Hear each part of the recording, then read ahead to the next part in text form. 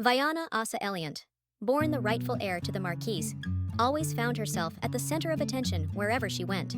But that image was just an illusion. She was incredibly foolish. Many might ask why she sought love and desired something that was never hers and could never be. Why did she want more? Leja sat watching Vana. Our heroine just needed to get rid of her constant adversaries, and then everything could definitely change. A smile appeared on Vana's face. The main character's eyes widened as she turned to her. With a weary smile and ignoring the blood on her lip, the blonde told her that they were now one. Then, Leja saw her reflection in a blood-stained shard. The early sun lit up the mansion. A little bird on a small branch chirped cheerfully, filling the morning with joyful melodies and catching the attention of the mansion's residents. The main heroine reached out her hand. Everything was so familiar, yet so foreign at the same time. Next to her bed, she found soft white slippers and immediately felt warmth and comfort wrap around her feet. The room was exactly as she remembered it. The main heroine approached the mirror. Seeing her reflection, the girl concluded that this face was very familiar to her because it was Vana Assa Elliot. The real Vana smirked cunningly. She reminded Li Ji that they were one and the same. The main character couldn't figure out if she was the reincarnation of the deceased Vana or just Li Ji, wanting to change her life. Maybe the heroine was Vana Yun, who had seen her own future. But now she was Vana again. It was a pretty weird feeling, because now the main character held memories from two completely different lives. She spent some more time examining herself. A maid entered the room and immediately let out a frightened scream. The girl didn't know that the young miss had already woken up. She immediately bowed to the main character, and with a trembling voice said she would prepare washing water right away. The maid ran off before anyone could say a word. But given the girl's nature, that wasn't surprising. Everything had to be ready before she woke up, and any little mistake would set Miss off for the rest of the day. At least that was the case until yesterday. The maid brought in some water and immediately apologized. The main character crossed her arms and asked the young girl her name, and the girl froze in fear. She started trembling all over. She repeated her name. The main character guessed that this low-ranking maid probably didn't expect such a question from her young mistress. The girl quietly said her name was Marie. Vana told the maid that she didn't belong in her chambers. Marie immediately fell to her knees, fully admitting her dumb mistake, and begged Miss for mercy and forgiveness just this once. She got lucky, because the real Vana wouldn't have listened. The maid accidentally mentioned it was all the nanny's doing, and the girl asked why. But Marie genuinely didn't know why. The nanny had sent her to the Marquess' only legitimate daughter, and told Miss so. The maid was so scared she even started hiccuping. The girl waved her hand and let her go. The main character asked the ordinary girl if she really planned to serve her, looking like she'd been rejected because of her low status. But that's not quite right. She offered Marie some water to calm her hiccups. The main character explained to the maid that she looked like she was about to faint, so she suggested leaning over and drinking some water. In that case, the hiccups should go away. Marie didn't expect to hear that from the miss. Vana couldn't understand. Was it really necessary to explain something so obvious? She coldly ordered the maid to leave and immediately summoned another maid to her room for duties. Marie hurriedly left the room. She wondered what her yesterday self would have done. But the nanny knew the young Miss's temperament well, so the main character immediately questioned why she sent such an inexperienced girl. It must have been urgent. That's why she didn't even notice that Marie was just a simple maid. The main character asked the newly arrived maids about the nanny's whereabouts, and they said she was currently in the ladies' chambers. It was weird, since she rarely visited the Marquess openly. Old Vana would have taken her anger out on the servants. The nanny was the only one who cared for her, and her past selfishness wouldn't let her stand the thought of the nanny putting the Marquess above her. But all of this now seemed like childish farce. The maids near the Marquess's chambers were startled to see Miss. The main character knew this was exactly the reaction she'd get, so she wasn't surprised at all. Vana ordered the door to be opened, but the maids replied that now was not a good time. Knowing the pathetic future that awaited her, the main character knew she had to live right and change her fate. She pushed the maid away from her. Now she needed to see the Marchioness. The moment our heroine kicked the door open, the Marquis, along with his furious wife, whom a maid was trying to restrain, immediately looked towards the door. She stepped inside right away. She noticed that everyone was here. Indifferently, the Marquis announced that he was leaving and headed straight for the door, paying no more attention to anything. The woman exclaimed, demanding he dare not do that. But it was all in vain. The Marquis didn't even turn back to look at his wife. On closer inspection, the Marchioness eerily resembled Vana in her final moments, dying and full of hatred for the world. At 18, she had married Marquess Elliot. For years, she chased after him, trying to win his love. The young woman spared no expense just to get a sliver of his attention. But the Marquis was colder than an iceberg. He avoided even the slightest touch, Over the years, her longing only grew stronger. In desperation, she even tried to bear an heir, straining her health, but ended up with a daughter who was deemed worthless. The Marquise started yelling at Vana, blaming her for everything. If she had been born a boy, everything would have been different. But it's doubtful anything would have changed, because the Marquise didn't ignore Vana because she was a girl. He just didn't care at all. But the Marquise was too lost in her delusions. She kept screaming that it was all her fault. In a fit of rage, she even decided to lash out at her own child, shouting for her to just die already and stop bothering everyone. But the maid stopped the lady. However, the Marquise elbowed her in the stomach. In a flash, she reached out again towards the main character, intending to deal with her daughter herself as soon as possible. She realized she was actually trying to kill her, so the girl decided to run away. The main character knew she couldn't handle the crazy woman alone, so she had to think of another plan. She locked the door from the other side. The knight was baffled, seeing the door bolted shut.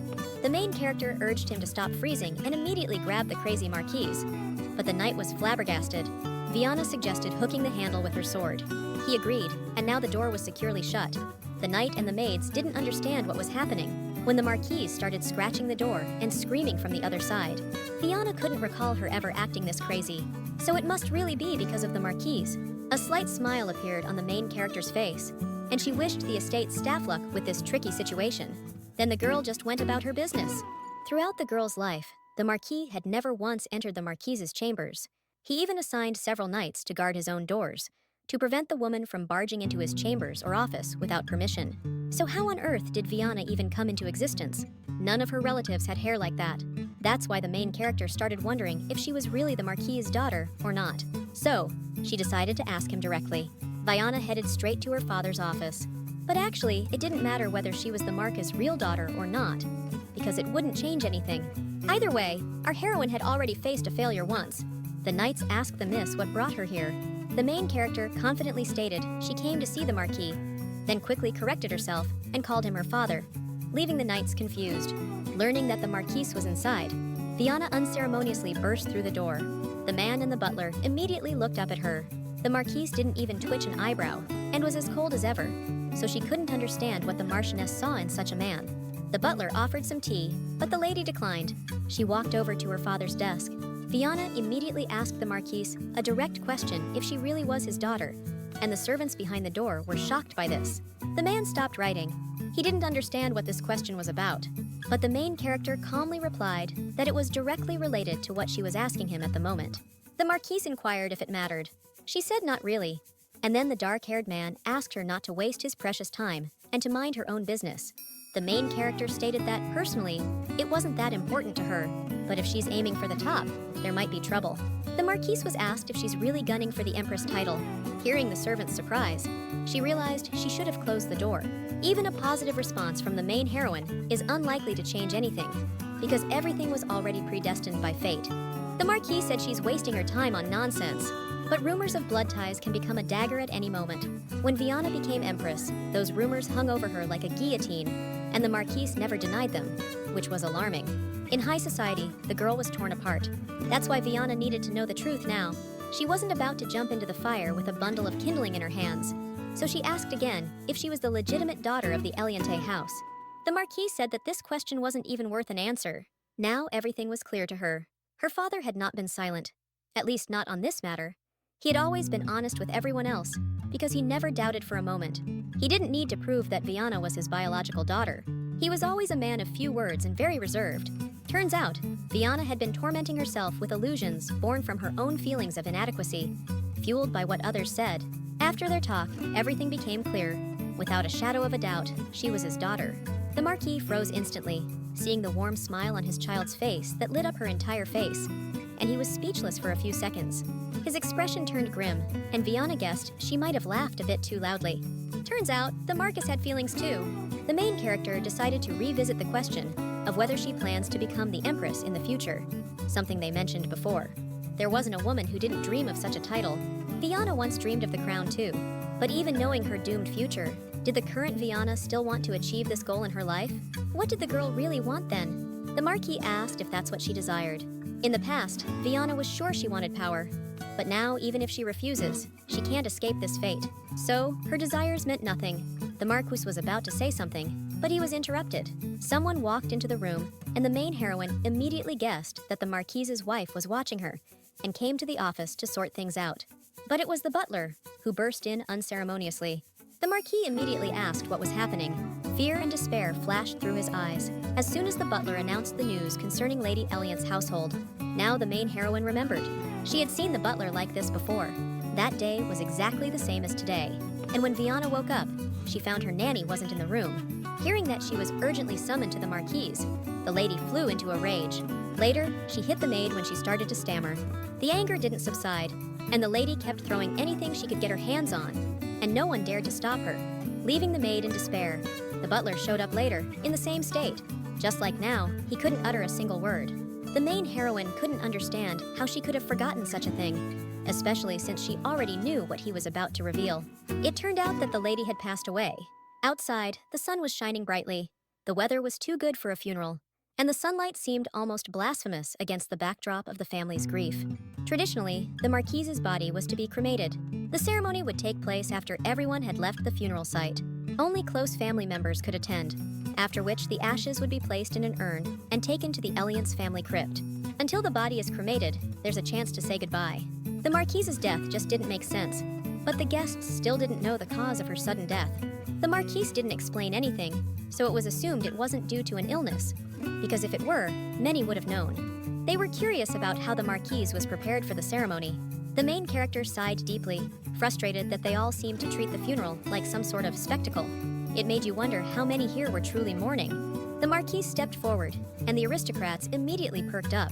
They were eager to see what such a beautiful woman looked like, but the Marquis only placed a flower on the coffin lid. It was a break from funeral tradition. Without saying a prayer or farewell, the Marquis stepped back. The aristocrats immediately started whispering about the Marquis's coldness and heartlessness, and Vana used to think the same. She was once wrong about him. People began to suspect that Lady Elliot wasn't his real daughter. Last time, the heroine knew nothing and couldn't stand the coldness and the whispers behind her back, so she just ran away. But now, she had no desire to make a scene. While the maids were distracted, the Marquise ended her own life. At almost every funeral, the body is displayed for a final farewell, except when the body is too gruesome to look at. In this empire, suicide was a taboo. Such people were neither given a proper send-off nor prayed for, but the Marquis imposed a ban on disclosing it. So the true cause of death remained unknown, and Vana didn't find out for a long time. From now on, the official records will state that the Marchioness died of an illness, so Vana should show the proper respect too, even though this woman wasn't seen as pure by others and was never a worthy mother to Vana. It had to be done. Another person approached the coffin. The Marquis looked at him in surprise. The main heroine froze, her heart racing as she distinctly felt someone's presence behind her. She turned around to see who it was. It turned out to be Count Magnat Pisson. He was Vana's maternal grandfather, so it was no surprise that he was at the funeral. With a trembling hand, the Count placed the flowers. It was tough for him to let his daughter go, the one he raised himself.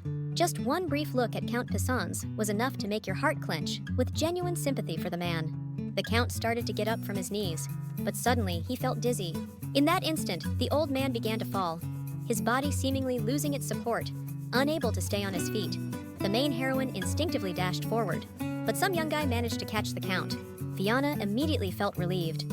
Someone had caught her grandpa before he hit the ground hard. Yet, she didn't know who that person was. Suddenly, the stranger turned around and gave Vana a cold look.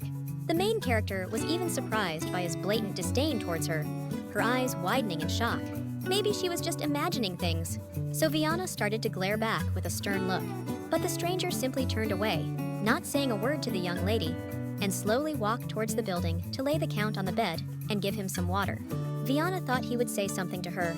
She blushed, upset over something trivial. However, the main character couldn't understand why the face of this departing young man seemed so familiar to her. The Marquise's funeral lasted 3 days. It was time to commit her body to the flames. The main character watched the burning coffin and thought about how she once desperately craved the love of this woman. Vana pretended to be obedient and even tried to pick up some boyish habits. But the Marquise was only interested in his husband's attention. Maybe if Vana had looked a bit more like her father, the Marquise might have treated her slightly better.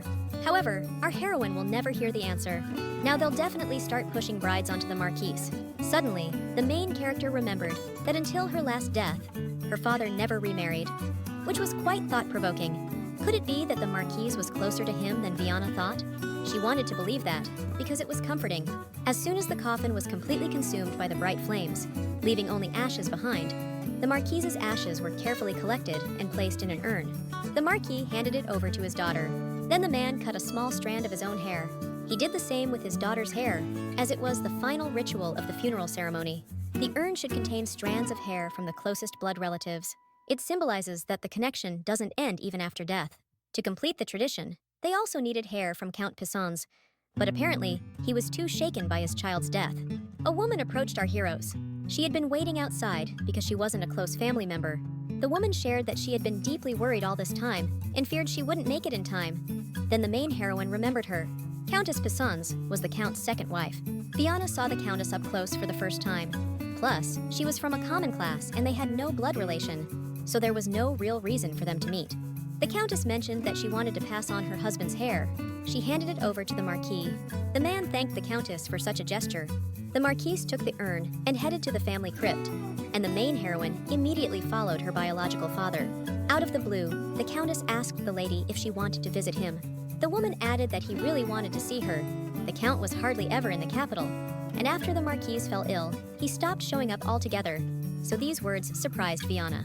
The heroine asked why he suddenly wanted to see her. The woman told the lady that she is his only blood relative. Last time, soon after the Marchioness died, the Count also passed away because he couldn't handle the shock alone. The Countess ended up inheriting the bulk of the estate, so people started whispering that she did it on purpose. The nanny kept telling Vana day after day to blame the Countess, and the lady got so fed up that she easily testified against her.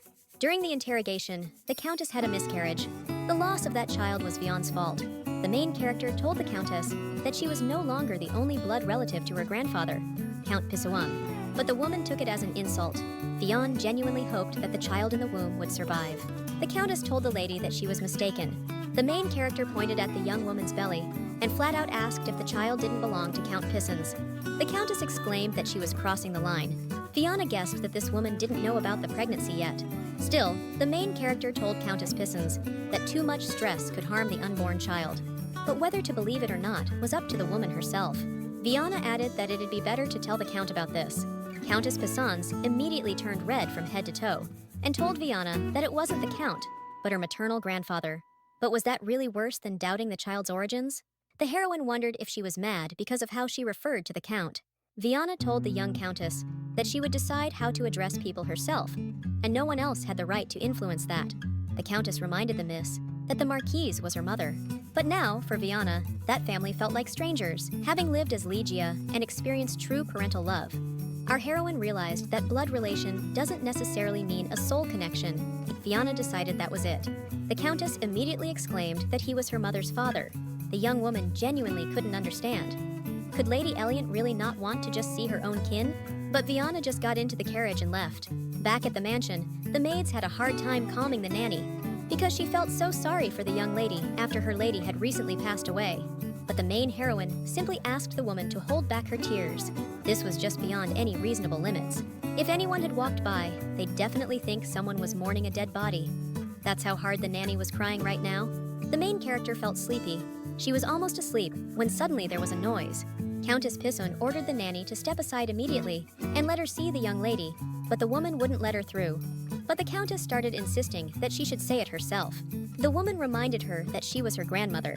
That's exactly why she had the right to see the young lady right now. But the nanny furiously screamed that she shouldn't talk like that. Vana came over and asked what was going on. The nanny answered that it was nothing significant.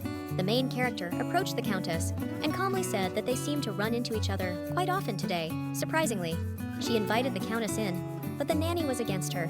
Then, Vana coldly asked what that was supposed to mean. Our heroine had been an empress for 8 years and had learned to humble those who opposed her to maintain her dignity on the throne. But for the nanny, this side of the lady was something new. Vana asked the nanny to leave if she couldn't calm down. The woman immediately asked how Miss could treat her this way, but the main heroine turned to 2 maids and asked them to take her away. They hesitated, and then Vana threatened to force them all out. The maids immediately followed the order. The main heroine approached the Countess and told her she shouldn't stand and it would be better to sit down, which surprised the woman. After a while, they were sitting opposite each other. The Countess silently watched the miss. Vana took a sip of tea and figured she probably didn't come here for no reason, so there must be some kind of request. The Countess noted that the miss was nothing like what people said about her. She asked if this was her nanny. The Countess questioned what the young lady would do if she accused her of insulting the nobility, causing the main character to ponder immediately. Vana realized that this woman wasn't going to back down. She set her cup on the table and said she doesn't like beating around the bush. The Marquise decided to be straightforward and confidently asked young Miss Elliot to meet with her grandfather, Count Pisone, at least once. Vana didn't expect them to use the nanny against her. After a while, they arrived at the mansion. The Countess told young Lady Elliot that the Count had lost all his senses during the funeral ceremony and only recently came to. The first thing he asked about when he woke up was Vana. A smile appeared on the Count's face as soon as he saw his granddaughter. The man reached out a trembling hand and asked his granddaughter to come closer, and the main heroine didn't hesitate for long. Seeing him like that, she was convinced. The Countess didn't kill the Count because she didn't need to. There was no hint of a thirst for life in Mr. Magnet's eyes. Yet he still smiled, holding his only granddaughter's hand. He asked Vana if she was all right. The heroine had never been close to the Marquise, so the question was unclear to her. Vana, just like her own mother, destroyed herself for love. And in this moment alone, they were alike. They were both blinded. The main character wasn't sure if she could avoid those mistakes. Vana clenched her dress tightly, fully aware that if she met that person again, she might definitely take a wrong turn. Suddenly, the Count hugged her tightly and apologized. No matter how painful it was, he shouldn't have turned away. The main character was surprised when the Count suddenly asked her not to cry, convinced she wasn't doing anything like that. But then, her grandfather wiped a tear from the corner of her eye. He asked the child not to sob so bitterly, even though it was silent. Count Magnat Pisone knelt down and, embracing Vana's shoulders, promised his granddaughter that he would definitely return to her soon. He repeated again that he was not leaving her. The man made it clear to remember that Vana isn't alone. Count Magnat Pisone's departure was just a necessary temporary measure, and he did it specifically for his beloved granddaughter. A few days later, the nanny asked which dress the lady would choose. Vana knew this was way better than dealing with that countess's tantrums. Once the nanny had raised the main character, that's why she could totally ignore the requests of that restless woman. The nanny sternly ordered to get ready as they were visiting the emperor. Vana was truly exceptional, having earned this honor. The main character indifferently replied that all these dresses were completely tasteless, and she didn't like any of them. The nanny showed the most worthy one of all. She asked what the lady thought about it. Just as expected, sky blue really suited Miss Elliot. The nanny had no doubts about it, totally sure. The shade was like the sky itself. Vana declared she didn't want to wear it. She used to love this color, but now she found it revolting, so she ordered to look for another outfit. The nanny nodded and promised to search for more. Vana really did love this color once. All this was driving the main character crazy, especially after she broke down in tears in front of the Count, making it harder for her to control her emotions. Right now, Vana's state was far from great. It makes you wonder what will happen when they meet. What if she falls in love so recklessly again that she can't resist this overwhelming feeling? He might still be stunningly beautiful. Suddenly, the nanny asked the lady if she was feeling all right. The main character immediately set the letter aside and calmly told the woman that she was fine and not to worry. There wasn't much time for hair and makeup, so she had to hurry. Eventually, Vana was dressed in a green gown. She used to think she was the most beautiful in the world, and it's not like the young lady was ugly, but her opinion had shifted a bit. She definitely wasn't the best in the empire. Vana knew the one they called the Imperial Rose, with bright, pure sky blue hair, the most beautiful and beloved gem of the great empire. The emperor officially invited the House of Elliot to express his condolences, but everyone knew the real reason was something else. The great emperor had one empress, 2 favorites, and countless concubines, fathering over a dozen children. Out of the 6 princes, only 2 were the main contenders for the throne. These were the first prince and the 6th. The 6th was declared heir at birth, and that same year he lost his mother. The new empress was chosen from a poor baronial family, but she failed to establish a new power structure for the country. All the nobility supported the first prince, the son of a favorite. The first move in the game was made by Vana. Marquess Elliot was a coveted ally for both the nobility and the emperor, but the emperor himself couldn't sway her. So now he's turned his attention to Vana. The Marquise's death was the perfect cover for this plan. Now, the main heroine is caught in the wheel of fate again, with no escape possible, so she might as well accept it. Vana couldn't understand what would happen to her if she met him again. She wasn't afraid of the meeting itself, but of how she might change. That overwhelming love she had felt for the crown prince in the past could shatter all her self-control. The Marquise suddenly asked if she wanted to become the empress. Vana didn't expect him to start talking to her again. But Vana asked if her desires could change anything, yet the Marquis wouldn't have asked if it meant nothing. However, he had never done so before. The Marquise replied that the reason was because it concerned her. The main character couldn't figure out why such a sudden change, because before, this guy didn't care about anything at all. In his past life, he never once asked about such things. Vana asked what would happen if she didn't want this. Marquis Elliot immediately checked with his own daughter, asking if this meant she didn't want to be the empress and rule this country. Even if the heroine refuses, it's unlikely that it could be stopped. The emperor has probably already decided that she will inherit the title. Mostly, he chose the main character not out of great love, but because of the influence backing Vana. There was no more suitable match for the crown prince. He can't turn down such a profitable alliance. After thinking over his only daughter's words for a bit, the Marquise replied that it would be a bit difficult in this situation. Vana asked irritably why he even bothered to ask. The Marquis looked out the window and announced that they had arrived. The main heroine also looked outside and was slightly surprised to see they had gotten to the palace so quickly. According to etiquette, the Marquess was the first to get out of the carriage. Then, he extended his hand to his daughter. The man spoke calmly, saying that, although it was difficult, it wasn't impossible and could definitely be done if desired. Vana didn't understand what all this meant. Did this mean that he could fulfill her wish? She took her father's hand, but just couldn't figure out what this man was thinking, and it constantly confused her. The emperor was informed of Marquis Elliot's arrival. And here's Vana, back again. These walls of the imperial palace, and this throne room, where the fates of people were decided, were painfully familiar to our main heroine. She was about to see him for the first time in this life. The eldest daughter of Elliot and Marquess Gabriel Elliot greeted the emperor. The head of the empire immediately burst into laughter and remarked that such manners were to be expected from the only daughter of the great chancellor. He hadn't laughed so genuinely in the past. The emperor asked the Marquise why he had hidden such a gem. Gabriel Elliot immediately thanked the ruler, who in turn extended his hand and invited the young lady to come closer. When asked about her age, Vana replied that she would soon be 11. The emperor laughed again and said that it was just perfect. The heroine knew the emperor cared about the terms of her proposal, but for some reason, he seemed happier than last time. Vana simply greeted him. Suddenly, they announced the arrival of the crown prince. The emperor asked him to come in immediately, and the heroine's heart started pounding at the realization of this person being here. It was unclear whether she could look at the prince calmly. A blonde young man entered the throne room and greeted his father.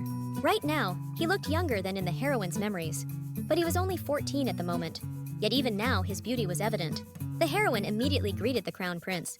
He looked at the young lady in surprise, momentarily lost for words, then silently nodded in response. The emperor asked the crown prince to come closer. A smile immediately appeared on the ruler's face. The crown prince of the empire and the Marquess of Elliot's eldest daughter looked like the perfect couple in the emperor's eyes. The head of the empire asked the Marquise for his opinion, but he remained silent. Then the emperor turned to the chamberlain, who confirmed his words. The main heroine was surprised by the emperor's straightforward intentions, as she hadn't noticed such behavior in the past. The chamberlain reminded that the council was about to start. The emperor came to his senses and mentioned it would be a pity if the young lady left so soon. Then the chamberlain mentioned that the reishi roses were blooming in the wizard's palace garden, suggesting it would be a great idea to show them to the lady. Now Vana understood it was all planned out. The emperor mentioned that it would be more comfortable for the lady to wait for the chancellor in the garden rather than being on her own. The main character wasn't really interested in the garden, but she knew very well that she couldn't disobey the emperor right now, because those words were essentially a command. The emperor suggested that the prince accompany her while the chancellor was busy. The young man, of course, agreed and immediately offered his hand to the young lady, whose expression turned to surprise for a brief moment. She extended her trembling hand in response. Everything was just as it had been before. The only difference was that last time, Vana couldn't stop the trembling from the intense excitement inside her, but now, she was trembling from the fear of what might happen again. The prince led the lady into the garden and began to tell its history. With every passing minute, the main heroine became more convinced that everything in her past life was exactly the same at this moment. Not a single breath of wind, as if fate itself was holding its breath. And suddenly, a strong gust of wind, snow-white petals swirl in the air, and his silver hair, blending perfectly with the surroundings.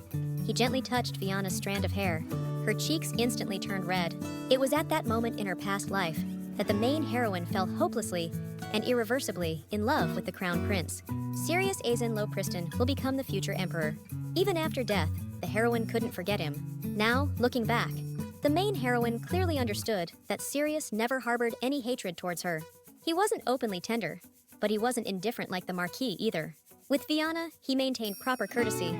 However, the young girl mistook this for a display of warm feelings. But back then, she didn't know what true love was. Vana realized everything when Sirius met his true love. His behavior was strikingly different. If Vana had let him go, as soon as she realized this bitter truth, things might have turned out differently, but she refused to accept it. Vana took out all her hurt on Sirius's beloved. It was after this fateful moment that he, no longer hiding his true feelings, began to openly despise Vana. The girl kept thinking he had changed because of that girl. Back then, she didn't want to face the truth. But now, the main character clearly understood that long before they met, Sirius had already looked down on her. The nanny happily informed Miss about the flowers that had arrived from the prince. The woman assumed that His Highness was in love with the lady. The main character irritably responded that wasn't the case, because these flowers weren't sent by the crown prince of the great empire. Such a gift couldn't just be a simple gesture of attention. Sirius probably didn't even know that Vian was receiving them. It wasn't a gift, but a silent warning from the great emperor that the Marquess of Elliot's eldest daughter was already taken. Vian was a catch for any aristocrat. However, the count already had an heir who was supposed to arrive around this time. It would have been nice to figure out who he really was. But back then, Viana was too caught up in her love for the empire's crown prince. Still, she was glad that the meeting went smoothly. Even when Viana's heart skipped a beat, Lija kept her cool. But that's a no-go, because the moment our main character paused, her thoughts drifted back to the crown prince. Viana told her nanny she'd be out for a short walk. She stepped into the garden and immediately stopped in surprise. Looks like the Marquise really didn't care about anything but her husband, because the garden was like a dense jungle. But this quiet was charming in its own way.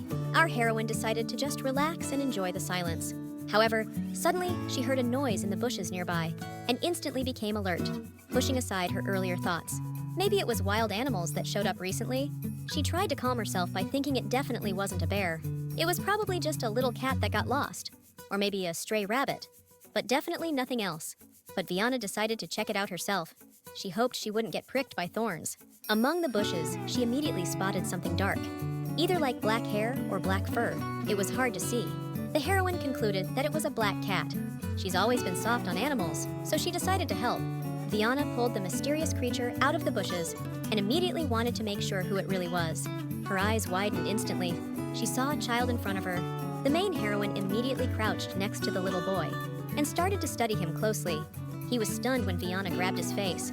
The lady caught herself thinking one thing. This little kid with his sad eyes, looking at the girl and not understanding what was happening, was quite amusing. Suddenly, voices were heard nearby. Someone was looking for the little rascal. The main heroine tensed up when someone casually mentioned that it would be better for the boy not to meet the young lady.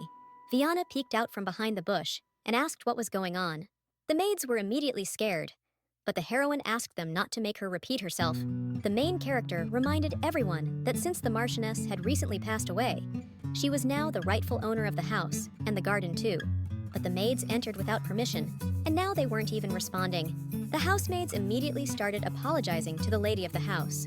A little boy covered his mouth with his hand, and even without the maids' excuses, Viana could tell they were looking for this child. The child was surprised when the young lady covered him with her dress. Viana called the maids noisy and asked them to leave. The main character also promised to report this to the head nanny, so the maids better brace themselves for a scolding. But now, it was unclear what to do with the boy. Viana knew his name was Tant Baron Elliot. The Marquis had brought Tant into the house soon after the Marchioness's death, and by the time Viana found out, it was old news to everyone else. The nanny cried for several days, and Viola herself grew to hate the boy. Her pride in being her father's only child crumbled to dust in an instant. And what was worse, Tant was the spitting image of their father. Until Viola entered the palace, she made her brother's life hell. She deliberately got the servants to mess up his food. If he did anything to displease her, she would find an excuse to beat him up until he was bruised, and no one tried to stop the lady. On the contrary, people deliberately tormented Tant, but he never fought back. In this silent little child, Viola saw the Marquis, that same cold, emotionless man who wouldn't even blink. She unleashed all her anger on her brother. Tant was the sole heir to the Elliot family.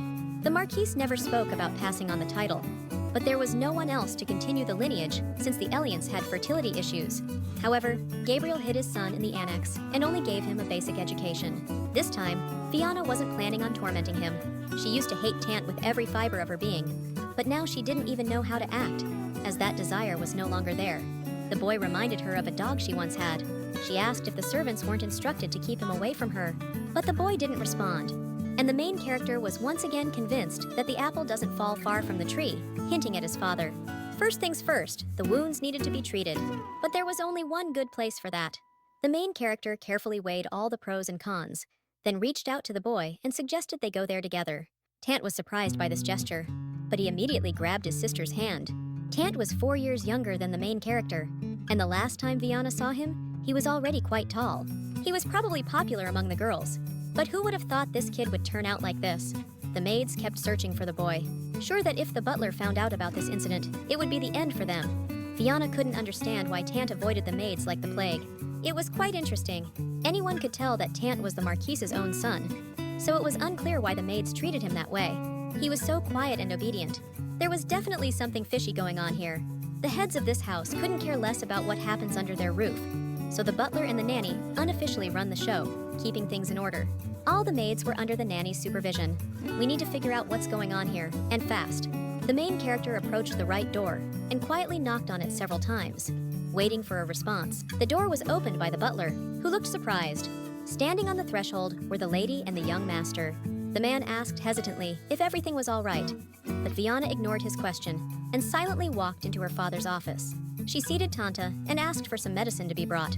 Out of the blue, the Marquis asked what that was all about, but Vana couldn't figure out why her dad suddenly got so curious, starting to ask her these questions. Just then, the butler came back. Looks like the boy's scratches came from something sharp. The kid's cheek was also swollen, and the butler started to think someone had hit him. And hearing this, the main heroine immediately looked away. She caught the Marquis' piercing gaze, so she had to admit it was her. Vana explained that the boy's skin was very soft, so she just decided to pinch it a bit, nothing more. The heroine asked to make sure the child's injuries would heal up. As soon as the man is done, he should bring a cake to the lady's chambers. The main heroine headed for the exit, but stopped at the threshold and, with a smile, told Tant that he would come with her. The boy was extremely surprised and even blushed. There were 2 pieces of cake in front of the heroes. Tant kept glancing at the maids, but the main heroine calmly told him he could eat, and the boy perked up. He immediately grabbed a piece with his hands and started eating, but the maids instantly scornfully called him a bumpkin. They kept whispering, not understanding why the lady was fussing over such a child, and Tant began to tremble with fear. Vana could do anything she wanted with her brother, but it's unbearable when others mock. That's exactly why she coldly ordered all the maids to leave the room immediately, leaving them stunned by her words. Vana sternly asked if they really needed to settle things with fists. Eventually the maids left. The boy's whole body kept shaking, and the main heroine realized once again that someone had been scaring him all this time. But Vana had no plans to get close to anyone. Still, she suggested punishing them. The main heroine touched the child's cheek, and with a smile, told him that if he wanted, she would do it for him. Tant immediately pursed his lips. He refused, and Vana was actually surprised by that.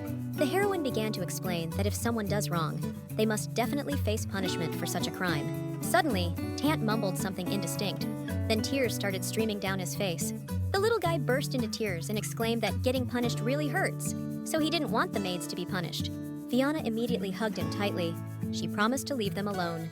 However, the main character decided that she absolutely needed to straighten things out in this mansion as soon as possible.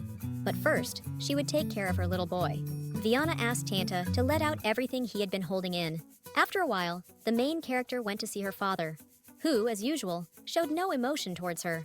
Now Vana won't let Tanta grow up to be as cold as him. She told her father that she needed teachers. The butler immediately reminded the young lady that she already had plenty of mentors, each with their own specialty. The Marquis asked about the reasons. Vana replied that she needed it for her training. Gabriel tensed up the moment his daughter explained that all this was necessary for Tanta's training, so she needed the best teachers. The Marquise couldn't grasp what she was even thinking about. The main heroine repeated her request. Then she asked to dismiss all her current teachers, explaining that she was already familiar with their training programs. The heroine hoped that the Marquise would approve her request. Then she stood up and asked to be excused. Vana headed for the door, but stopped and looked back at her father as soon as he suddenly asked about the reasons. He couldn't understand his daughter's fascination with that kid, but Vana replied that he belonged to her. Confusion crossed the Marquis's face, but the main character insisted she wouldn't stand anyone looking down on her puppy. That's why she'd make Tant the best. That's why she asked the Marquis for help. It was absolutely necessary to turn Tant into the future Marquess of Elliot. so they really needed to put in the effort. Right now, he's just a cute puppy, but one day, Tant will become a fearsome beast that no one would dare to demean, and the Elliot family will be his wings. Vana was eagerly looking forward to those days. Opening the door, Vana immediately saw the maid. She immediately asked what was going on, and the maid anxiously asked the young lady if she was heading back to her room now. Vana confirmed and headed to her room. All of this was very strange. This maid was overly cautious, as if she had just been eavesdropping right outside their door during the conversation with the Marquess. The heroine had Tant's room moved to the main building, but because of the nanny, it seemed far from Vana's room. The main heroine lay in her bed, unable to sleep as a whirlwind of thoughts kept spinning in her head. She decided to check if Tant was asleep. Vana peeked into the slightly open nanny's room. The main heroine froze the moment she discovered that the nanny wasn't there, and had clearly gone out in the middle of the night. The lady had a hunch and immediately ran to Tantu. She froze as soon as she heard angry voices coming from the child's room. The nanny, along with other maids, surrounded the boy's bed and started belittling him, calling him a nameless pup. They believed he should have never crossed the threshold of this house. The nanny sarcastically asked how he dared to cause trouble for the young lady. The main heroine burst into the room and furiously asked the nanny if she had lost her mind completely. The woman immediately tried to justify herself. However, Vana exclaimed that she had messed with the wrong person. The butler rushed into the room as soon as the main heroine loudly called for him, while Tant hid behind his sister's back. Vana explained that she had witnessed the mistreatment of Tant. She pointed at the nanny, calling her the real criminal. The woman immediately exclaimed that the young lady couldn't treat her this way, and suddenly asked if she knew why the Marchioness had died. The nanny couldn't understand why Miss was doing all this for a degenerate. Tant immediately squinted his eyes. The main character asked the nanny if this wasn't the moment to maintain her dignity in front of others. After all, she wasn't the only one who knew about her actions now. That night, a real commotion started in the mansion. From the maid's testimonies, it turned out that the nanny was behind everything. But Vana couldn't bear the thought of her being punished. After all, she was the one who raised Miss. Eventually, the heroine personally asked the Marquise to let her go. Before leaving, the woman warned Vana that she'd definitely regret this action in the future, then vanished. After that, the heroine gathered a group of reliable people. There was no more news about the nanny. The new maid set out drinks, while the main heroine asked Tant if something was wrong. Unexpectedly, the boy asked if he was causing any trouble. Confusion appeared on Vana's face. She patted her brother on the head and told him to stop worrying about the nonsense others had been saying behind his back. The heroine added that he had never been a burden to her.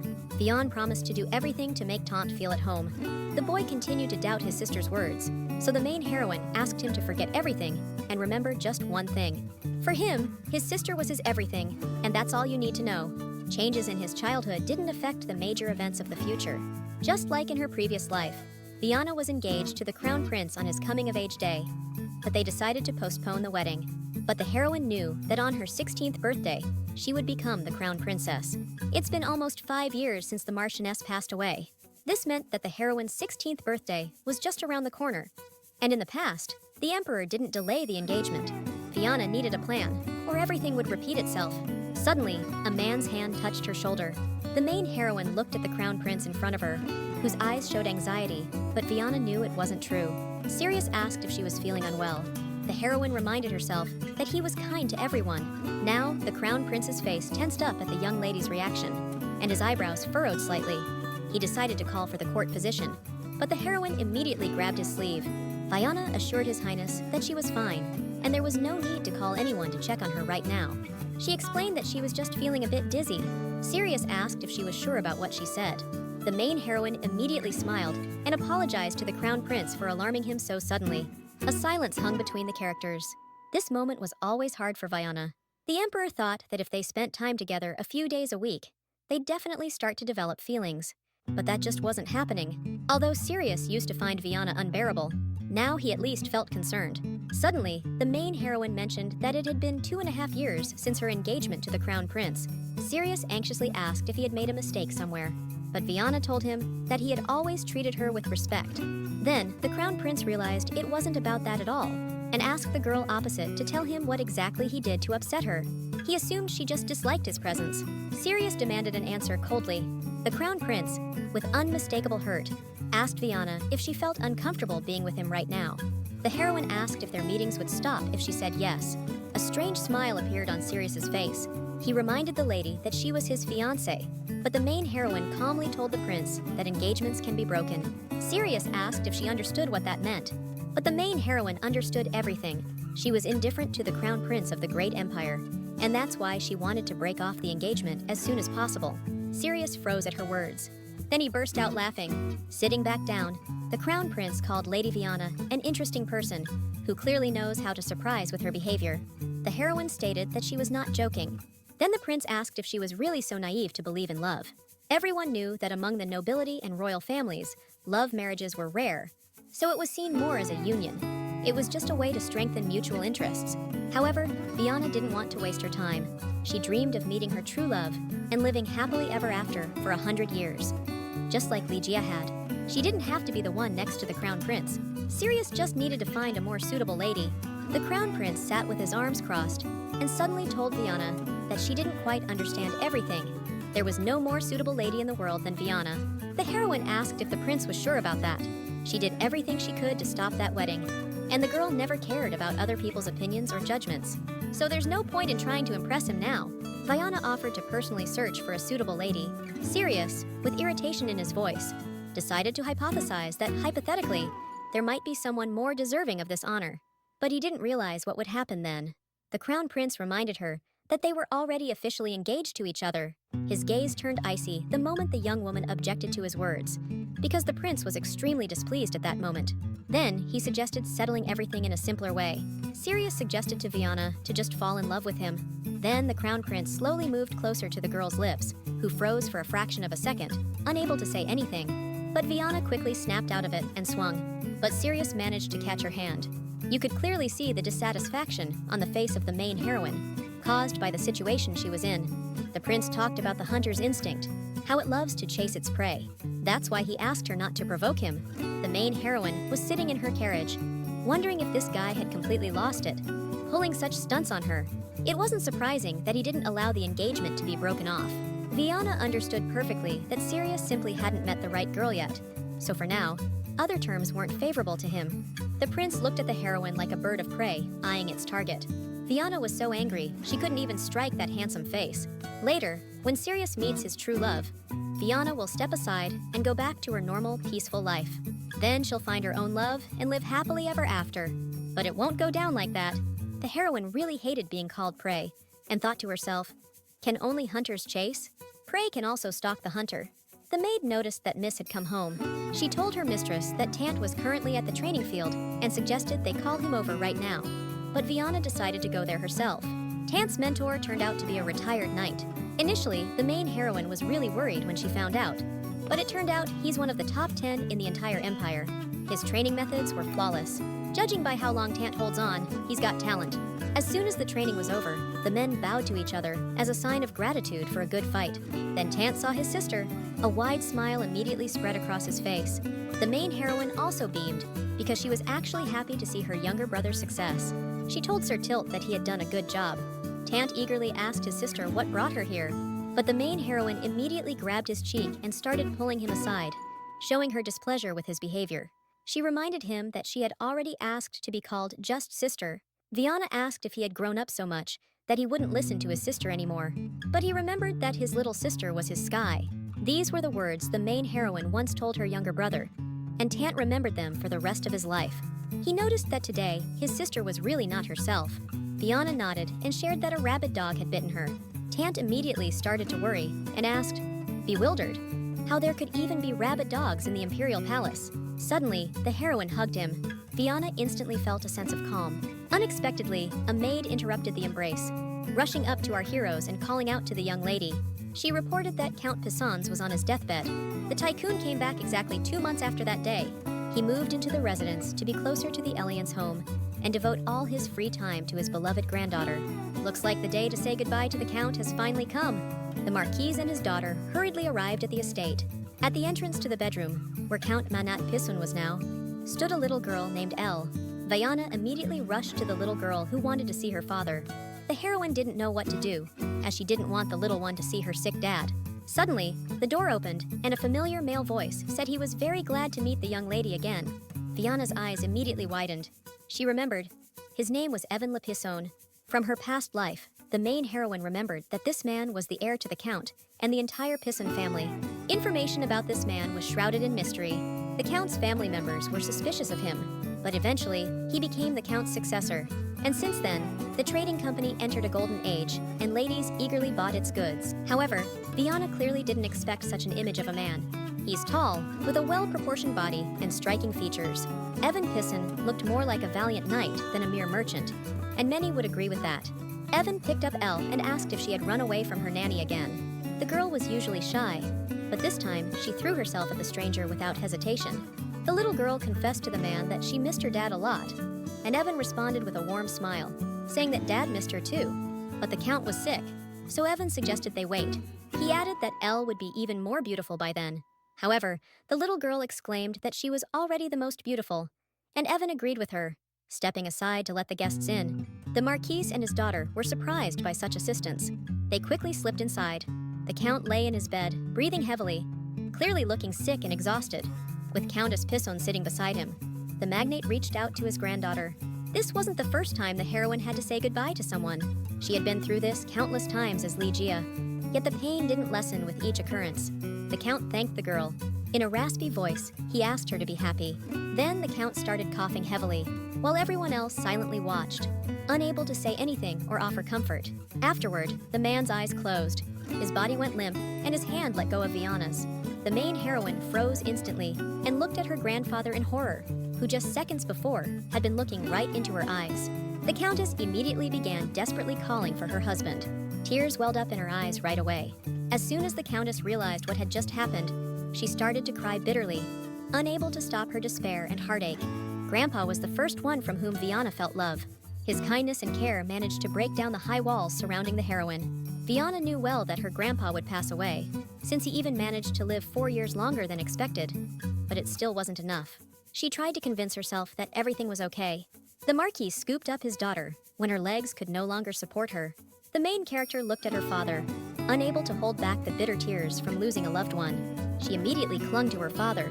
Gabriel promised to stay with her until her tears dried up. The Marquis's unexpected behavior threw Vana off, and she wanted to stop crying, breaking free from his embrace. But against her will, the tears kept flowing for a very long time. A few days later, one of the men started to complain upon hearing about the inheritance. He couldn't understand how a trading company could be handed over to some rogue with an unknown past, hinting at Evan Pisson. Everything turned out worse than Vana expected.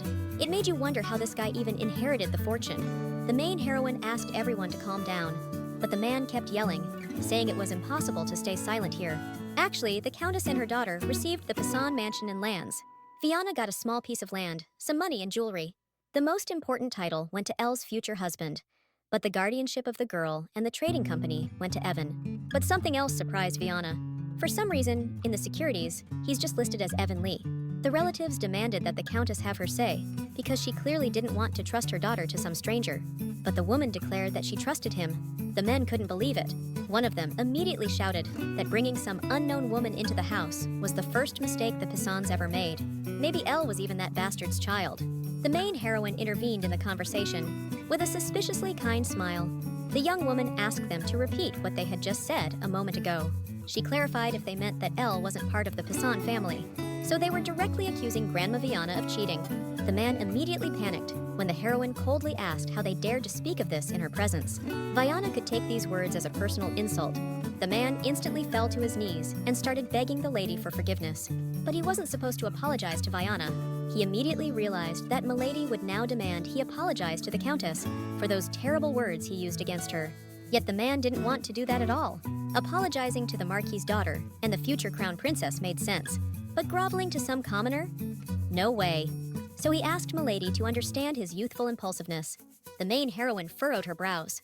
The man started arguing that anyone can slip up. Vana sighed and asked him to think carefully about whom they were so carelessly discussing youthful mistakes. The elderly aristocrat exclaimed that there's a limit to audacity. This is no place for a brash girl who's not even of age yet. The main heroine calmly asked the elderly man his name, and he immediately told the aristocrat that his name was Prince Sirius. Vana immediately smirked. She didn't even recall such a surname. Vana thought he would at least have inherited a noble surname, but that was far from the case, which was actually quite funny. Prince Sirius started yelling at the lady, but she pointed out that, unlike others, She was a true aristocrat. A middle name indicates direct lineage to a noble family, so Vana didn't even need to explain such simple things. Chris won't be able to pass his title on to his children anyway. The man didn't expect the lady to be so blunt. The main heroine admitted her mistake, that she went a bit overboard and might have just said a few too many words. But someone else clearly didn't know their place here. These folks had neither a noble last name nor a middle name. Hearing this, Count Pissoir's relatives clenched their fists, but they knew all too well that the aristocrat was speaking the truth. On what grounds was Vian supposed to consider Chris the elder of the noble house? He'd better just keep quiet. Apparently, he hadn't inherited any noble family name at all. Suddenly, someone loudly shouted that the lady was no better, because she too had inherited that name. It was that same young guy who had insulted the countess. But this only amused Vian. A guy who didn't even know the basics of noble etiquette dared to call himself a member of the count's house, which is unacceptable. The young man wanted to argue, but his father told him to keep quiet. Chris asked if they wanted him to recognize this person. If Vana had wanted to end it all there, she wouldn't have even started.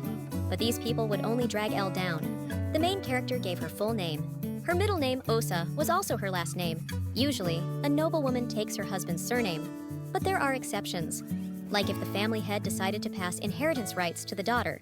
Since a woman couldn't lead a noble house, the rights would go to her husband or child. But one child couldn't inherit from two families. So, he gets his father's surname, and the mother's rights are passed through the middle name, meaning Vana carried the name of the founder of the Pisson house. By the right of that name, the heroine expelled them all from that noble house. Now, they better get ready to face the impersonation charges the main heroine was about to bring up soon. After the funeral, Vana was supposed to meet with the crown prince. Surprisingly, she wasn't heading to Wizard's Palace. The main heroine had no clue what the heir prince had in mind, deciding to summon her to the emperor's palace for the first time. As soon as she arrived, she saw a small table. The emperor immediately greeted Vana with a smile and urged her to come in. Following protocol, the main heroine greeted the son of the empire, but the emperor asked to drop all the formal greetings. Vana couldn't understand why the prince called her to the garden instead of the palace. Out of the blue, Sirius whispered that she was as beautiful as ever today. The emperor immediately burst into laughter at such a marvelous sight, while the butler just nodded with a slight smile on his face. Vana replied that it was a great honor for her. The prince asked his father if her trait wasn't charming, but the emperor exclaimed that everyone already knew that. Then, the head of the empire turned to Vana and asked when she would start talking to him freely, as it was upsetting. The main heroine clenched her dress tightly. The emperor asked if they weren't going to become a family soon. Now, Vana finally understood why the prince had brought her here, as the coming-of-age ceremony was near. It's set to take place in 3 months, so it was time to start preparing. Everything was repeating itself, and it looked like the main heroine's coming-of-age ceremony was going to turn into a wedding with the empire's crown prince. Vana acted like she was out of the loop on everything. She offered her deepest apologies to the emperor. The main heroine told the emperor, with a hint of sympathy, that she wasn't going to prepare for her coming-of-age ceremony. His Majesty was immediately dumbfounded. He exclaimed that it was the most important celebration in anyone's life. And for the nobility, the ceremony also includes a debut. And if Vana doesn't present herself to society, then she won't be able to take her place in it. Since her grandfather's death was recent, the heroine couldn't think about celebrating right now. Besides, Vana was young and had never hosted any receptions before. The emperor knew this. Though Vana was the second head of the Elliot house, she still hadn't been introduced to high society. But one day, it's definitely gonna happen. The main heroine said that she couldn't accept such generosity. His Majesty couldn't hold back his anger, and fiercely asked Vana why she didn't want it. Neither the prince nor the heroine expected that. The emperor's tone softened, and he said she still had to appear before society. But the main heroine apologized and replied that she needed time to recover and think about her upcoming debut. Maybe it'll be next year. According to the rules, Vana had 2 more years to make her debut. Out of the blue, the crown prince, who'd been silently watching the whole situation, burst out laughing. The emperor asked his son discontentedly whose side he was even on. Sirius touched the bride's shoulder and said that, of course, he sided with her. His Majesty grabbed his head, overwhelmed by his son's words about how touching Vana's respect for her late grandfather was. But it was time for him to head to a meeting with the officials. So, His Majesty decided to back down this time. However, the Emperor added that there was still plenty of time, so they could reconsider this very important matter once more. The main heroine was walking down the corridor, with the prince following her. She turned around and asked how long he planned to keep following her. Sirius smiled and asked if it wasn't natural for a groom to escort his bride, who was leaving the imperial palace. But he wasn't known for his politeness. The prince stepped closer to the girl and said he didn't expect her to use her late grandfather's death as a shield against his father. But it's better this way than using his highness as a sword. In the past, Vana would have probably just complied. The crown prince stepped back a bit and told his fiancée that she apparently just put him in his place. For the first time, the heroine saw a genuine smile on Sirius's face. She felt as though she was the one who had lost.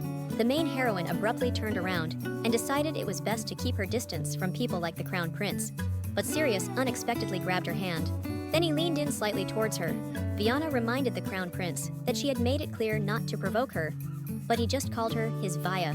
But the heroine hadn't given him permission to use that nickname. Right now, Vana would love to smack the prince, but there were too many curious eyes around, like maids who, for some reason, kept wiping the same spot over and over, though they probably didn't catch the whole conversation. As a fiancé, the prince was supposed to be more courteous. With a smug smile, the main character told Sirius that sometimes, even the easiest prey could bite back. Then she stepped on his foot. Vana wished she had worn heels today, but unexpectedly, the crown prince calmly stated that she was more complicated than he had initially thought. He really had a hard time with her. Then, Sirius leaned in and kissed the girl on the forehead.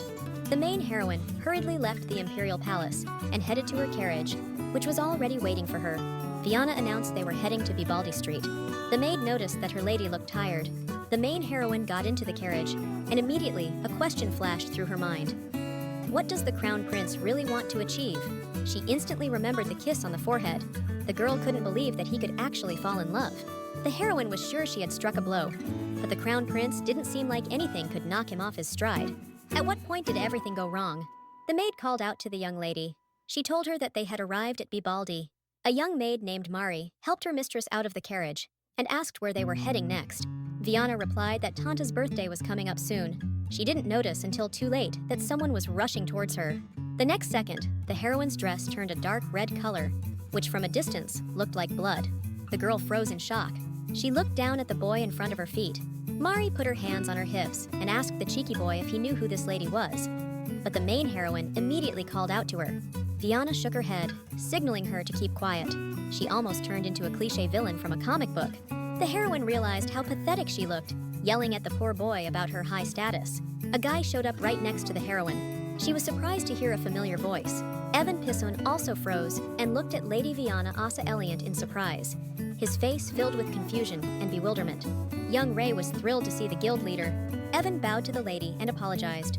The main heroine calmly replied that a whole week had passed since then, but the man's face was tense. Ray was surprised to find out this aristocrat knew the guild leader. Vana decided it was better to prevent any rumors. Evan suggested the lady change her clothes and took her to a jewelry store owned by the Pisson family. But the heroine didn't understand where she was being led. She'd been here many times, but never realized there was a door to the third floor. Evan led the lady into a room and asked her to wait for a bit. Judging by the store, Evan Poisson was planning to launch a luxury goods business aimed at high-class ladies soon. But Vana couldn't shake off this feeling of déjà vu. Unlike most Poisson family stores, which carry the family name, Evan's boutiques operate under a different name, Louisia. It was a brand targeted at aristocratic women. Louisia's products emphasized exclusivity and were pricey.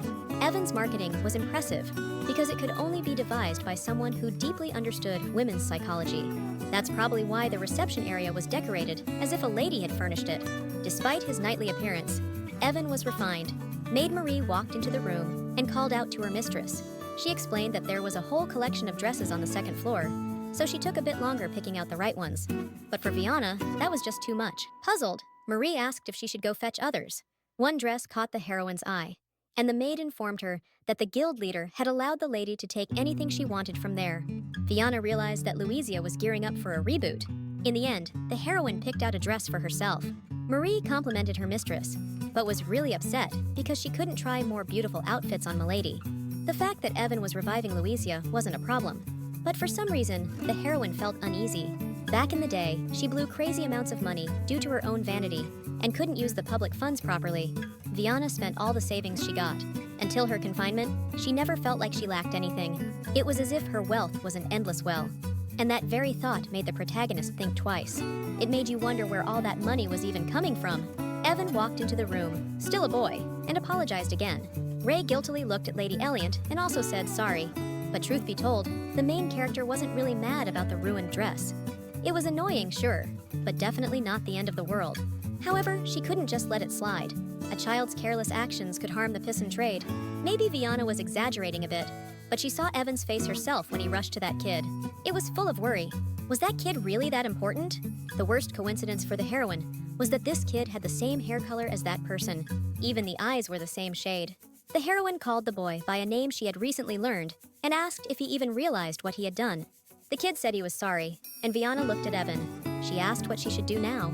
Seeing the man's reaction, the heroine, with a sly smile, asked if she should just kill the child right then and there. Evan's expression changed instantly. Ray started shaking from fear. Even if the main heroine kills this kid right here, right now, no one would dare to stop her, and even Evan wouldn't get in her way. That was their mistake. The main heroine looked intently into the child's eyes, which vividly reminded her of that girl. But suddenly, Evan pulled the lady back by the hand. Only later did he realize what he had done. The main heroine coldly told the young man that they apparently had something to discuss right now. The boy clutched at the hem of the lady's dress and said that it was all his fault and the teacher had nothing to do with it. Vana placed her hand on his head. So, Ray finally realized who he was. The tribal people from the west of the empire were nomads who kept to themselves and about whom nothing was known. But Inyari wasn't another country. It was more like a completely different species. What stood out most were their cat-like pupils. Normally, they looked no different from human eyes. But when emotions flared up, their pupils narrowed like a cat's. Yet, this child couldn't be pureblood. But the Empire hated half-bloods even more. Because of one careless act, Ray endangered not only himself, but also his teacher and the trade guild. That's why he better stay alert. Tears started flowing from Ray's eyes. Vana asked if he really thought it was unfair, and was angry because she had been so cruel to him over a dress. In that case, he needed to become stronger. So strong that no one would dare lay a hand on him. And if the boy can't manage that, then he should bow his head and live like a scared mouse for the rest of his days. That's the only way everyone stays alive. Vana ordered Mari to take the child and leave. Now our heroine was ready to hear Evan out.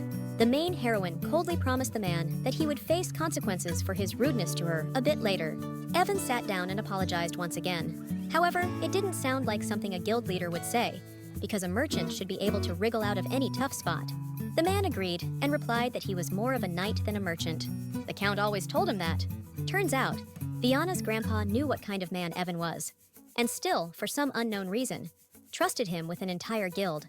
At their first meeting, Evan noticed that the lady looked a lot like the count. Whether he was referring to the day her grandfather died right now, Vana couldn't tell. The main heroine couldn't understand the man's look at all, since this was no tender reunion after a long separation. But Evan probably thought she was a monster for how she treated the child. So why did he look at her with such trust? Evan understood why Milady thought it was unexpected. He clearly realized that the lady had treated Ray that way because she immediately knew he was a half-blood and could cause a lot of trouble. So Vana just wanted to warn them. The main character asked why he let that kid wander around wherever, but Evan wasn't about to justify his mistake. Just as he thought, Milady really took after her granddad. With a warm smile, the young man said he could scold them so bad they'd feel it. Evan was an orphan as a kid. That lasted until the count saved him. Without that man's kindness, Evan definitely wouldn't be standing here today. And he meant not just for himself, but for others too. He pulled more than 100 kids out of hell, Ray included. The main character couldn't grasp why Grandpa did what he did, knowing who the boy was. And Evan explained that the Count saw it as a form of redemption. Now Vana realized that her grandfather had spent his whole life atoning for abandoning her and the Marquise. Ultimately, the Count saved many children. Now the heroine understood why her grandfather passed the business on to Evan. But something didn't add up, and the heroine kept doubting whether this man was really the head of the guild. There was a knock at the door, and Evan immediately stood up. Turning her head, the heroine saw Countess Pisson on the threshold. The main heroine did not expect to see Anastasia here at all, so she was a bit confused now. The woman sat down opposite the lady. Now Vana got it. She understood what was going on. Louis was the affectionate name she used for her grandfather, while Asha was the diminutive used by Count Anastasia. If we combine them, it'll really resonate with the brand. It was silly that Vana only got it now. She crossed her arms and asked coldly, how was she supposed to understand all this? The woman asked Vana not to get her wrong, and then our heroine asked what misunderstanding could have happened. Confusion was written all over Anasia's face. She handed over a box with items the Count had left behind. The woman explained with a slight smile that it was more appropriate for Vana to keep all these things than for her. The heroine couldn't tell if it was all an act. Even if Anasia had deceived their family, it didn't matter now. Grandpa died peacefully under this woman's care, and the main heroine didn't lose anything because of it. Anasia shared that these items were used by the Marchioness in her youth, but Vian didn't need them. Anasia guessed that Milady still didn't want to acknowledge Siona as her mother, but Viana thought that was too pushy. The Countess pursed her lower lip. She honestly told Vian that she didn't like her, but our heroine coldly asked, "And what now?" Anasia just couldn't understand how Viana could talk about such things with such indifference. The heroine saw no point in this conversation. Suddenly, Anasia exclaimed that Vian could have absolutely everything, yet she somehow had this detached expression. But in this situation, it was Vian who was supposed to be screaming. She asked the Countess to speak more clearly. That's why Lady Elliot wasn't liked by Anasia, because she seemed indifferent to everything around her, as if she was detached from the world. She didn't even care about the high society's opinion. Viana couldn't understand why she should bother about disapproving looks, when it was so exhausting and disruptive to her life. Anasia asked the lady if she realized how he suffered from her indifference, but the heroine thought she had been quite restrained. The Countess sighed wearily, realizing that Viana just didn't get it at all right now. Then she asked the lady why she acknowledged Elle's right to inherit. That girl's health was unstable, and by all accounts, she shouldn't have been able to inherit her family's title. If Viana had objected, that will would not have taken effect. But the heroine didn't feel the need to take the title from Elle. Anasia asked if her brother had received a second name, but Viana didn't see how that was relevant to the conversation. Then the Countess asked if she had any ambitions. Viana nodded, and the woman asked why she didn't want to take all the titles. Even the Crown Princess title, Milady tried hard to delay by skipping the most important coming-of-age ceremony. Viana didn't understand where the Countess got this information from. However, the woman replied that it wasn't the most important thing. But for the main heroine, it mattered, because Anasia's words meant there were informants around her for this woman. The Countess explained that there are too many ears in the imperial palace. She swore by her daughter. Viana thought having her people in the palace was quite enterprising, and Anasia replied that it was necessary for the guild. The Countess asked Viana again why she was giving up on everything. Milady didn't care about titles, nor was she concerned about anything else, whether it be people or estates. Anasia asked what family meant to the girl. Without waiting for an answer, the Countess burst into tears and said it seemed like Viana could disappear at any moment. A look of surprise appeared on the heroine's face. The Countess despised the lady's indifference, even after receiving all his attention and love. It infuriated her that Viana didn't even try to understand what he had been through. The main heroine was at a loss for words. Anasia hated the Marquess's daughter so much, but at the same time, she was immensely grateful to the lady for giving her Elle. The heroine realized the Countess just wanted to be with the Count until the very end, because she truly loved him. But back then, the main heroine couldn't figure out what their relationship really was like. Evan mentioned that the Countess was also saved by the Count. He was their benefactor. For them, dragging their miserable and painful existence. His helping hand was a real divine salvation. Evan asked the lady if she knew why he was saved. The man knelt down on one knee. In a calm voice, he explained that all this was done specifically for her, making the main heroine freeze. The Count traveled the whole world, collecting children. Anasia was something special among them. The Count spared neither time nor expense in training and supporting Anasia and the others, pouring his heart out whenever he saw talent. And he did all this just for his granddaughter. Evan explained that this company belonged to neither him nor Anasia. The main character's face showed unmistakable surprise when the young man revealed that it was all hers. Anasia shared that it had to be kept a secret, because it could jeopardize her safety. Since Viana was the Crown Prince's fiancé, even now his rivals posed a serious threat to the lady. The heroine couldn't understand why Anasia hadn't revealed everything in her past life. This woman hated her, but at the same time thought she was sweet. But later on, the young Countess thanked Lady Elliot for giving her Elle, her first child. Now Viana got the whole picture. In her past life, it was revenge for a lost child. The wealth of the main character in that life, which always seemed limitless to her, came from the Pissons Trading Company. Evan swore with all his heart and soul. Now he would forever be loyal to his lady. Time passed, and once again, that dreaded day came, when the main character had to meet the Empire's crown prince. Viana looked at her ring. All the Pissons family trading companies used their family crest, but Louise used a different symbol. A family crest often serves as the seal of the head of the house, while personal seals are given to nobility when they come of age. At 16, Viana became the crown princess, and they changed her seal.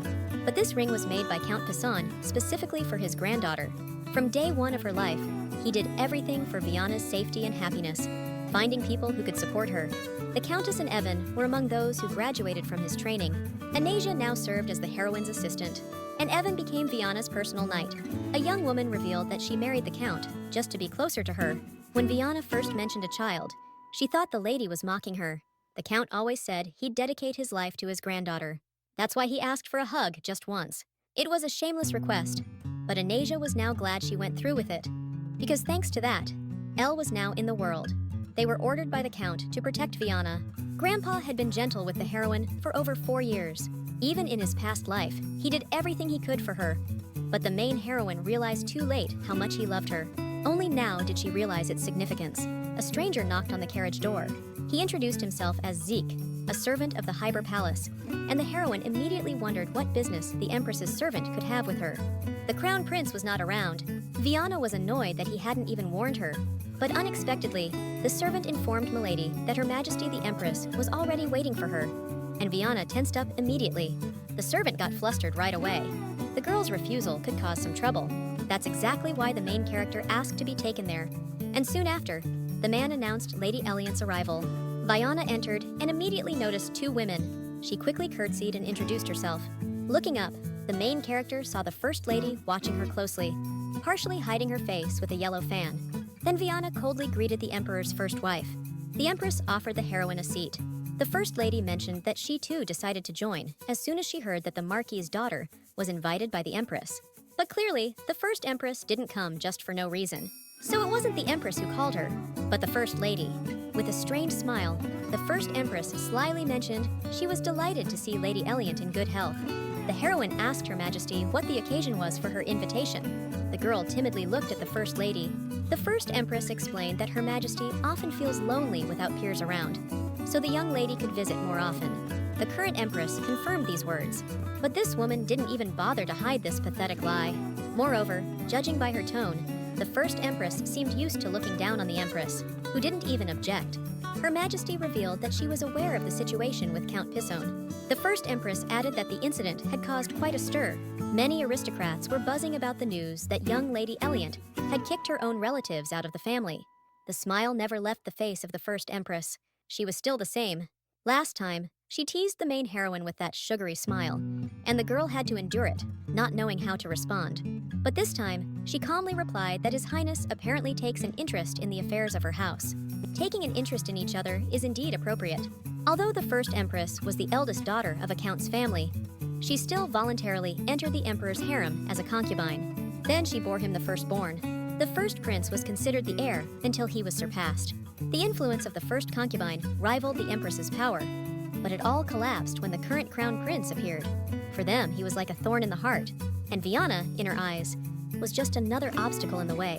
Although the main heroine didn't want to marry the crown prince, she also didn't intend to lose to this woman. Viana pointed out that the first prince's wife still had no children. They were about to become a family, so there were reasons to worry, especially since it had been over 10 years since his wedding. Viana asked the current empress for her opinion. The first prince had 1 wife and 3 concubines. He married quite early, but even now in his 30s, he still had no heirs, which was a weak spot. The woman thanked the lady for her concern. The current empress felt like she was caught between 2 fires. The first empress, with a fake smile, said it was quite strange that such rumors were circulating about such a virtuous person. They were both worried about it, the empress and her. Viana realized the woman wanted her to ask about the rumors. The main character decided to play along and asked the woman what specific rumor she was referring to. Rumor has it that the young lady was seen embracing a man in the street.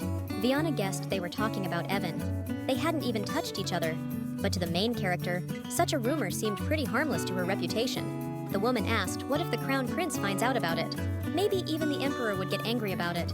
The main character understood all too well that just their words could make the rumor accepted as truth among all the aristocrats. The first empress was a master at this. In her past life, the heroine always fell for it. Even now, one wrong step and danger is inevitable. And in the worst case, her engagement to the crown prince could be broken off due to scandalous behavior. But now, rumors meant nothing to Viana. On the contrary, calling off the engagement even seemed tempting. But if it happens under a cloud of disgrace, staying in the Elianti house would be extremely difficult, and clearly the heroine wasn't okay with that. Tantu already had a hard time becoming a marquis, and Viana's presence would only make it harder. She couldn't return to the county of Pison either, since she had already transferred her inheritance rights to Elle, and returning would be a burden. But Vana still had the trade guild, so breaking off the engagement wasn't a disaster. Still, the main heroine had no reason to let this audacious woman get the upper hand. She reminded the first empress that she herself had been at the center of a scandal once. That story happened about 35 years ago. They say it was a massive scandal. The story involved the woman's fiancé and a pregnancy right after she received the emperor's blessing. Everything calmed down then, since the boy resembled the emperor, but the shadow of doubt remained. The main heroine was sure the first empress hardly expected anyone to remember events from 35 years ago. Now, Vian was curious to see how she would wriggle out of this one. The first empress called the girl quite fearless, but the heroine simply replied that when one is destined to become an empress, they need to learn how to manage those of lower status. There were many in the palace who didn't know their place. However, the former empress considered this to be overly bold. But depending on who shows it, recklessness can sometimes be seen as strength. The woman just smirked at those words. The current empress decided to intervene in the argument and change the subject. So she asked the lady about the coming-of-age ceremony. She was just curious about how the preparations were going. The first lady added that she was interested too. The main heroine responded with a smile that everyone goes through this ceremony, and there's nothing special about the preparations. But the first empress disagreed with the heroine. Vana knew full well the first wife knew there'd be no ceremony, so she was just trying to get under her skin. A sly smile spread across the empress's face. The emperor's first wife casually mentioned that the lady had no one to organize this important celebration for her. It seemed like the woman wanted Vana to admit herself that the ball wouldn't happen. The first favorite kept pushing, and now Vana started to second guess. The emperor's first wife offered her help. She was ready to take on the role. That was a power move. News of the first wife's offer would spread quickly through high society, and no one else would dare to take up the mantle. The main character realized she'd been cornered, but suddenly, a man's hand landed on her shoulder. The crown prince thanked His Highness for waiting and explained that his maternal grandmother would be accompanying them. He took his bride's hand and said he missed her terribly. The empress was outraged, but Sirius apologized for his tactlessness. The emperor's first wife was furious, but she quickly composed herself and asked the crown prince to be prudent. However, Sirius replied that he was at an age where his heart raced just thinking about being near his bride. The woman gave him a cold look, but the prince shifted his gaze back to Vana. Then he carefully took the girl by the waist. Only now did the main heroine realize what the crown prince had planned, so she decided to play along a bit. She asked the prince why he was so late. Vana shared that her waiting felt like an eternity. With sadness in his face, the crown prince said that he didn't even know she was here. Suddenly, he leaned in and kissed the girl on the forehead. The main heroine's expression turned cold, and she was sure that, in the prince's opinion, she wouldn't have been able to speak up to his first wife. That's why Vana told him that it was Her Majesty herself who had invited her here. Then she hugged the prince tightly, whose cheeks turned deep red. The main heroine smirked, because she knew well that His Highness hardly expected anything like this from her. He reminded her that today was meant to be just for the two of them. Looks like the Empress just forgot about it. Her Majesty replied, a bit flustered, that the Crown Prince is right. The Emperor's first wife asked if Countess Garfield would really be Lady Elliot's escort at the coming-of-age ceremony. Sirius nodded and added that it makes perfect sense. The first Empress said with a forced smile that it's a relief for her. It's just too bad that the ceremony will be held at the Elliot house and the imperial family can't attend. But the prince shared that the Emperor is planning to hold the ceremony at Erhara Hall. The woman couldn't hide her anger. That was the biggest hall in the entire palace, reserved only for state-level events. The first wife burst out that it's outright madness. But Vana wasn't just any Marquess's daughter. She was the Crown Prince's fiancée and the future Crown Princess. But the first wife thought it inappropriate to hold the event without the head of the household's knowledge and asked the Empress for her opinion. Her Majesty was taken aback, and then the woman, raising her voice, asked if she agreed. Sirius calmly replied that it was the Emperor's decision, and even Her Majesty couldn't contest it. The Empress responded that the Crown Prince was right. The prince advised the woman to avoid being disloyal to Vana. The Emperor's first wife glared at him angrily. Sirius smiled and told the two women that with their permission, he and his fiancée would be the first to leave the room. After closing the door behind them, they both stopped. The prince's face was grim. Out of the blue, the main heroine felt she was losing her footing and immediately let out a scream. Sirius effortlessly picked her up in his arms. The main heroine was totally clueless about what was going on, while the prince already carried her out to the garden. Then she asked how long he planned to keep walking like that. Vana asked to be put down right here. The crown prince didn't resist and granted her request, and at last, she could feel solid ground beneath her feet. The heroine instantly recalled the maid's excited exclamations. She couldn't believe she was caught in a man's embrace. Suddenly, the crown prince asked with tension in his voice why she had come to the imperial palace today. Vana was even surprised by such a question. Sirius asked if she didn't get his messages asking her not to come. Finding out that the girl really didn't receive anything, the crown prince concluded that the first empress had already started making moves. Clearly, someone made sure the letter never arrived. Only a few knew that the prince wasn't in the palace today. Figuring out who was behind all this wasn't hard, since all clues led to one suspect, the emperor's first wife. It turned out the prince rushed to her as soon as he heard about her arrival. Sirius said that now they would have to make some concessions. The main character's face showed surprise when the crown prince announced that her coming-of-age ceremony would now take place. She looked at the bride with confusion. Vana couldn't believe that he had lied to the first empress, but the crown prince confirmed it wasn't a lie. His Majesty the Emperor really planned to hold the ceremony in that big hall, until she herself declined. Sirius placed his hand on the girl's shoulder and said that nothing would happen without her consent.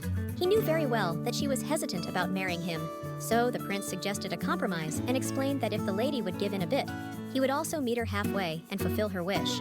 Vana asked to call off the engagement, but Sirius responded unhappily that it was impossible. He asked her to suggest something more realistic, but the heroine wanted nothing more. The crown prince exhaled irritably and proposed to postpone the wedding for a while if breaking off the engagement wasn't an option. That was already a victory for Vana, but she was taken aback by the prince's intense gaze. In the end, Sirius called her a really strange person, but the main character thought of herself as pretty normal. Suddenly, the prince asked her to avoid meeting with the first empress.